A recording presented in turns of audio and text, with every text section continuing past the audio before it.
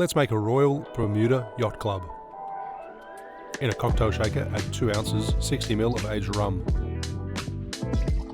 half an ounce 15ml of falernum, 1/4 ounce 7.5ml of orange curacao, 3/4 of an ounce 22.5ml of fresh lime juice. Add plenty of ice and shake for 10 to 12 seconds.